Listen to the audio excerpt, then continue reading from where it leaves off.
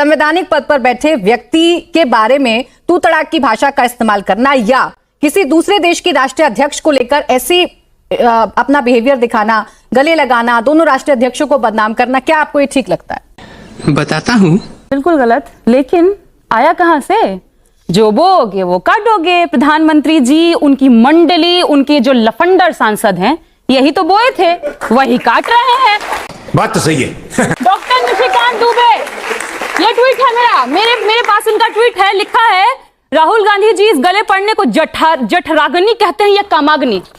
एक प्रधानमंत्री, देश की पूर्व प्रधानमंत्री जिन्होंने देश के लिए शहादत दी, उनके लिए इस तरह की बेहूदगी भरी भाषा का इस्तेमाल करना, ये है वो लंपट सांसद जिनकी मैं बात कर रही हूं।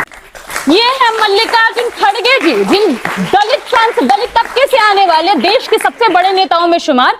उनके लिए इसी सांसद की भाषा क्या है, पढ़ के सुनाती हूँ। बुढ़ी घोड़ी लाल लगाम, बुजुर्ग सांसद के लिए भाषा इस्तेमाल की है इनके लंपट सांसद ने। जी। लेकिन मैं तो ये कहूंगी, इस स्कूल के हेडमास्टर हमारे प्रधानमंत्री जी ही हैं। प्रधानमंत्री जी इसलिए प्रिंसिपल हैं क्योंकि महिलाओं का रेट लगाने की शुरुआत इस देश में किसी ने की थी, तो उनका नाम है नरेंद्र मोदी। मुझे क्रेडिट नहीं चाहिए। 50 करोड़ की गर्लफ्रेंड कहना रेट लगाना होता है किसी महिला का। ओपी धनखड़ इनके हरियाणा के नेता है, जिनको चुनाव का प्रभारी बना करके भी भेजे थे दिल्ली में। उन्होंने क्या कहा था? हरियाणा के लड़कों की शादी में बिहार से लड़कियां लाके करवाऊंगा। कितने बार माफी मांगे ये लोग? एक बार माफी मांगे और प्रमोशन से प्रमोशन उनको देते गए। अनेक तरह के गालीबाज। उत्तराखंड के इनके एक नेता कहे थे बिहार की लड़कियों के बारे में, बिहार में तो लड़कियां 20,000 रुपए में मिल जाती हैं। हम महिलाओं का रेट लगाने वाला ये पूरा टेंडेंसी है भाजपाइयों में, और खासतौर पे बिहार की लड़कियों का रेट लगाने का पूरा टेंडेंसी है। यस, आप तो एक महिला हैं और आपको भी लगा होगा कि एक मंच पर जहां नेता विपक्ष खड़े हैं, वहां दूसरे देश की राष्ट्रीय अध्यक्ष के बारे में जो कमेंट किए जा रहे हैं वो गलत हैं। आपका दिल भी दुखा होगा। उस पर भी इतना गुस्सा आया कि नहीं आया जितना बीजेपी पर आता है? वही कह रही हूं, ट्रंप से दोस्ती के बड़ी फेंक रहे थे भाजपाई। कभी आपने देखा ट्रू मोदी लिखा हुआ? नहीं तो। कभी आपने देखा पुतिन के साथ पुतो भी लिखा हुआ?